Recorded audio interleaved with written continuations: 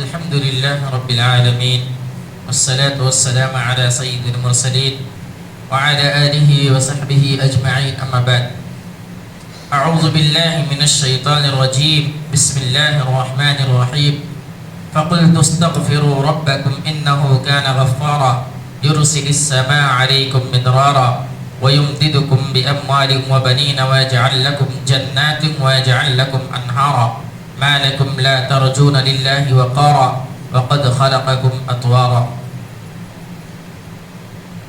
یہ سورہ نوح کی چند آیتیں ہیں. حضرت نوح علیہ السلام کا تذکرہ کیا جا رہا ہے کہ انہوں نے کس طریقے سے اپنے قوم والوں کو سمجھایا. کہہ رہے ہیں فَقُلْتُ اسْتَغْفِرُوا رَبَّكُمْ کہ میں نے اپنے قوم والوں سے کہا کہ تم اپنے رب سے مغفرت طلب کرو، اپنے رب سے استغفار کرو. اِنَّهُ كَانَ غَفَّارًا بے شک رب کی ذات وہ ہے جو بہت ہی زیادہ غفور ہے، بہت زیادہ بخشنے والی ہے، بہت زیادہ معاف کرنے والی ہے. اور کہا یرسل السماء علیکم مدرارا. حضرت نوح علیہ السلام بتا رہے ہیں کہ اگر تم استغفار کرو گے تو رب العالمین تمہارے اوپر کیا کیا بخششیں کرے گا، کیا کیا چیزیں تم کو مہیا کرے گا. کہا تمہارے اوپر آسمان کو برستا ہوا چھوڑ دے گا، یعنی آسمان سے بارش نازل کرے گا. اس آیت کے بارے میں ہے کہ یہ بارش کے تعلق سے یہ آیت ہے.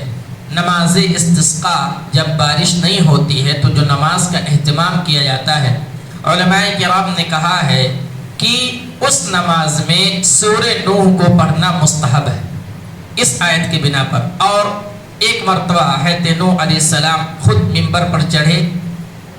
حضرت عمر ایک مرتبہ نماز استسقاء کے لیے ممبر پر چڑھے تو آیت استغفار پڑھی، جن میں یہ آیت بھی پڑھی. بارش کے لیے یہ دعا جو ہے مفید ہے، کیونکہ اللہ رب العالمین نے کہا اگر تم استغفار کرو گے یرسل السماء علیکم مدرارا تو آسمان سے تمہارے اوپر بارش نازل کی جائے گی. وَيُمْدِدُكُمْ بِأَمْوَالٍ وَبَنِينَ وَيَجْعَلْ لَكُمْ جَنَّاتٍ وَيَجْعَلْ لَكُمْ أَنْهَارًا.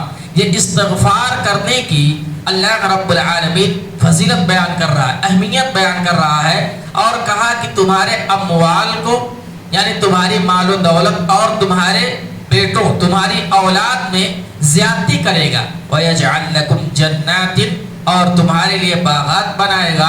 وَيَجْعَلْ لَكُمْ أَنْهَارًا اور تمہارے لیے نہروں کو جاری کر دے گا. یہ استغفار کرنے کا نتیجہ ہے کہ اللہ رب العالمین جو کوئی بندہ اللہ سے استغفار کرتا ہے، توبہ کرتا ہے، تو رب العالمین اس کی دنیا بھی بناتا ہے اور آخرت بھی بناتا ہے. اس آیت کے اندر یہ کہا گیا کہ رب العالمین تمہارے اموال، تمہارے مال اور تمہاری اولاد میں زیادتی کرے گا. یعنی یہ دنیا کے اندر تمہارے مال میں ترقی ہوگی، تمہارے اولاد میں ترقی ہوگی، تم مضبوط ہوگے ہر ایک اعتبار سے. پھر کہا وَيَجْعَلْ لَكُمْ جَنَّاتٍ اور تمہارے لیے باغات بنائے جائے گی، یعنی آخرت میں قیامت کے دن کا یہ تذکرہ ہے. تمہارے لیے آخرت میں جنات یعنی جنت میں داخل کیا جائے گا. اور کیسی جنت ہوگی؟ وَيَجْعَلْ لَكُمْ أَنْهَارًا جس کے نیچے نہریں جاری ہوگی. یہاں ایک آیت کے اندر مال اور اولاد کا ذکر ہے اور اموال کا لفظ پہلے آیا ہے اور بنین اولاد کا لفظ بعد میں آیا ہے. مفسرین کرام نے کہا ہے کہ اموال کا لفظ پہلے کیوں آیا، کیونکہ ہر جگہ آپ دیکھیں گے سورہ کہف کے اندر المال والبنون زینت الحیات الدنیا، مال اور اولاد کو اللہ رب العالمین نے دنیا کی زینت بنائی. انما اموالکم واولادکم فتنہ تمہارے لیے تمہاری اموال اور تمہاری اولاد فتنہ ہے. اموال کا لفظ پہلے کیوں آتا ہے؟ ایک آدمی کو اللہ رب العالمین چاہے جتنا مال دے دے، چاہے جتنا روپیہ دے دے، چاہے جتنا خزانہ دے دے، ایک آدمی اکتائے گا نہیں. ایک آدمی چاہے اتنا روپیہ آئے اکتائے گا نہیں، آنے دو کیونکہ اس سے اکتائے گا نہیں. آدمی حریص ہوتا ہے، اس کو چاہیے چاہے جتنا روپیہ پیسہ پا جائے پھر بھی کہے گا اور مل جاتا تو اچھا ہوتا. اس لیے اموال کا لفظ. اور بنین اگر بچے زیادہ ہونے لگے آدمی 10 12 15 کے بعد تو کہے گا نہیں اب بس ہوا، اب اس سے زیادہ اولاد کی ضرورت نہیں ہے. اس لیے اموال کا لفظ پہلے آیا کہ مال انسان کو چاہے جتنا مل جائے وہ اس سے اکتاتا نہیں ہے، اس سے عاجز نہیں آتا ہے، لیکن اولاد کتنا ہو جائے، 20 مان لو، 25 مان لو، اس کے بعد بس ہوا.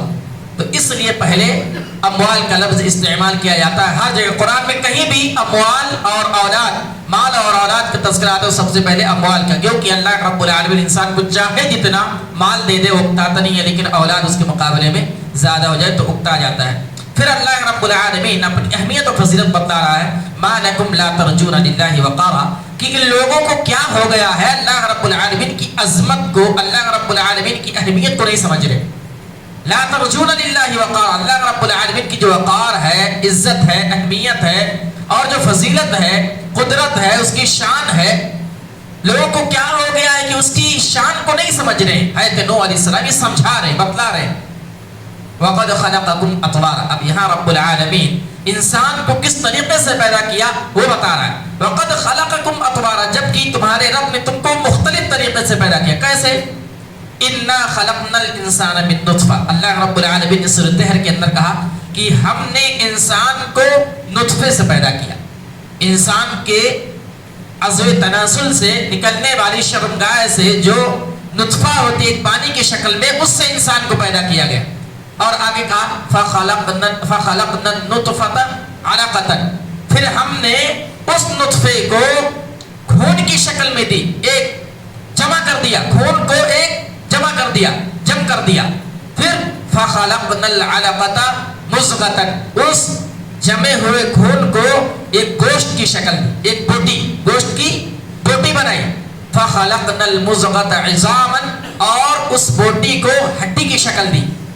فَخَلَقْنَا الْمُضْغَةَ عِظَامًا فَكَسَوْنَا الْعِظَامَ لَحْمًا، اور اس ہڈی پر رب العالمین نے پھر گوشت چڑھایا اور پھر پراپر انسان اللہ رب العالمین نے بنایا.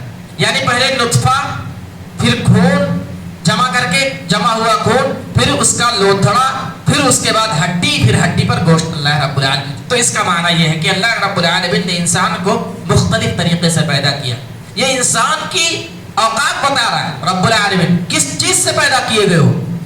تو اس دنیا کے اندر اکڑنا نہیں ہے، ترتیب بترتیب اللہ رب العالمین نے انسان کو پیدا فرمایا ہے. اس لیے ہم اور آپ کو اپنی تخلیق پر دھیان دینا ہے. اس لیے اللہ رب العالمین فتبارک اللہ احسن الخالقین، رب کی ذات وہ ہے بابرکت ہے، وہ کتنی بہترین کسی چیز کو تخلیق دیتی ہے، ترتیب بترتیب انسان کو بنایا. تو یہ سورہ نوح کے اندر اللہ رب العالمین نے تذکرہ کیا ہے کہ کس طریقے سے نوح علیہ السلام نے اپنی قوم والوں کو سمجھایا کہ اگر اللہ سے لو لگاؤ گے، اللہ سے محبت کرو گے، تمہارا دنیا بھی بنائے گا، آخرت بھی بنائے گا، اور تم کو اس دنیا کے اندر اللہ کی شان کو سمجھنا چاہیے. رب العالمین سے دعا ہے کہ اللہ رب العالمین تو ہمیں کہنے سننے سے زیادہ عمل کرنے کی توفیق عطا فرمائے. اللہ رب العالمین اس دنیا کے اندر ہمیں ہر طرح کی عبادت کرنے کی توفیق عطا فرمائے. اللہ رب العالمین کے بتائے ہوئے طریقے پر چلنے کی توفیق عطا فرمائے. آمین. وآخر دعوانا الحمد للہ رب العالمین. السلام علیکم ورحمۃ اللہ.